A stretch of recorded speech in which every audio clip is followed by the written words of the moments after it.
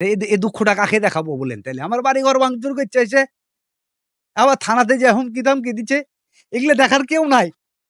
কেন এগুলো করবে আগে সেই কথাটা বলেন আপনারা। কাটপা মারবা কেন? কিসের জন্য মারবা? আর কাটপা কিসের জন্য? ৫ লাখ টাকা চাঁদা দে। বাইর করেন, ওর ডেনার ঠ্যাং ভাঙবো, আপনার মেডিকেলে দেখা হবে। রাজশাহীতে এক ব্যক্তির কাছ থেকে দাবি করা ৫ লক্ষ টাকা চাঁদা না পেয়ে বসতবাড়িতে হামলা, ভাঙচুর ও লুটপাটের অভিযোগ উঠেছে বড় বনগ্রাম রায়পাড়ার আইনুল ও তার ৩ সন্তান মানিক, রতন ও আকাশের বিরুদ্ধে। একই এলাকার মাছ চাষী সুমন এ অভিযোগ করেন। এ ঘটনায় শাহমুকদম থানায় একটি লিখিত অভিযোগ দায়ের করেছেন তিনি। বৃহস্পতিবার রাত আনুমানিক ৭টার দিকে নগরীর বড় বনগ্রাম রায়পাড়ায় এই ঘটনাটি ঘটে।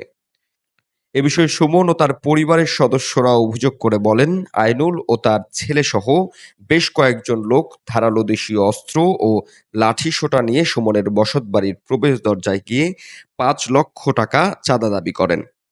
টাকা দিতে রাজি না হওয়ায় বাড়িতে হামলা চালায় তারা। চিল্লাচিল্লি করেছে, তখন ওরা ধরেন এলাকার মানুষজন ২-১ জন বাড়াইছে, তখন ওরা তখন চলে গেছে, ওখান থেকে সরে গেছে। ওদের সাথে আমাদের কিসের শত্রুতা বোঝান? আমি এলাকাতে ব্যবসা করি, এটাই কি আমার অপরাধ? বাড়িতে নামাজ পড়ছে, এই সময়তে এসে ধম ধম ধম করে কপাটে মনে করেন বাড়ি। তো কপাটে এরকম করে বাড়ি দিবে কে বলেন? ৫ লাখ টাকা চাঁদা দে।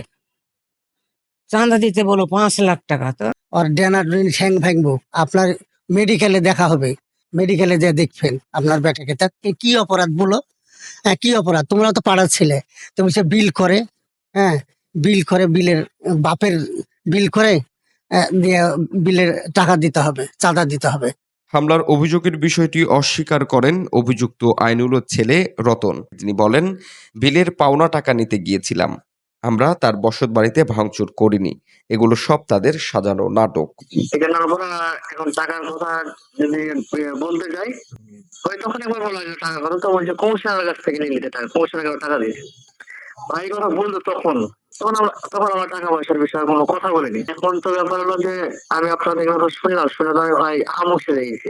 নাটক ভাই, সাধারণ নাটক।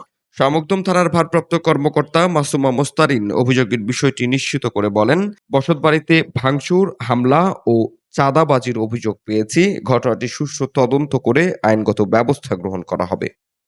দুই পক্ষের মধ্যে কথা কাটাকাটি হয়েছে এবং চাঁদাবাজি বা এরকম কোনো ইয়ে হয় না। আমাদেরকে তো অভিযোগ দিয়েছে, অভিযোগ আর এক পক্ষ দিয়েছে, দুই পক্ষ নিয়ে তারপরে আজকে সবাই যাবে।